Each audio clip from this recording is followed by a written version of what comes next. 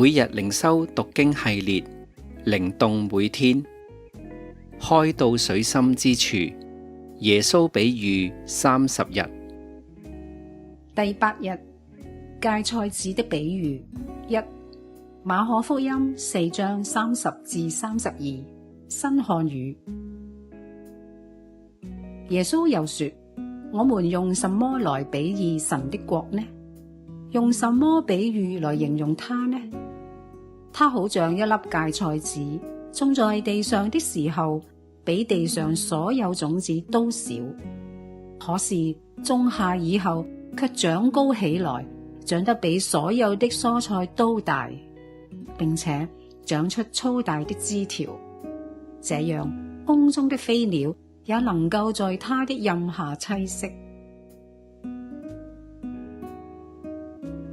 喺進入比喻嘅內容之前，讓我哋先嚟睇下呢個比喻嘅背景啊。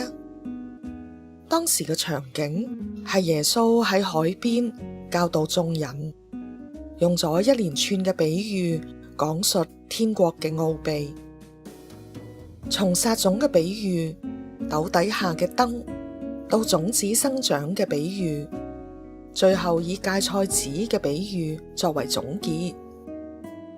呢啲比喻互相補充，要說明神嘅道如同種子撒喺人嘅心田，我哋點樣聆聽就點樣領受，唔同嘅領受就產生唔同嘅結果。芥菜籽嘅比喻係呢一連串比喻嘅最後一個。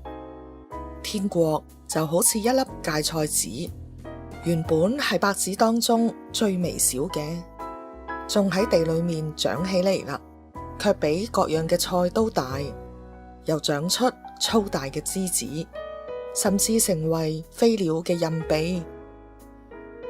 呢個比喻話俾我哋知，天國唔在乎起初嘅規模，而在乎內在嘅生命力。當我哋憑信心踏出微小嘅一步，即使微小到好似芥菜籽咁，神都能夠使用佢，成為超乎想象嘅祝福。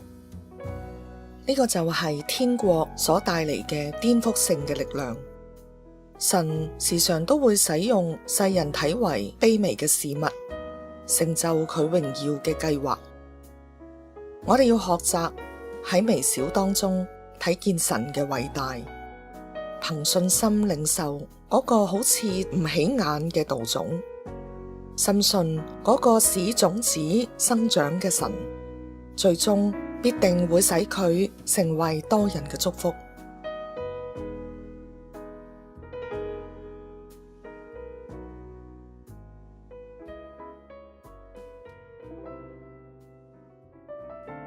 讓我哋一齊思想。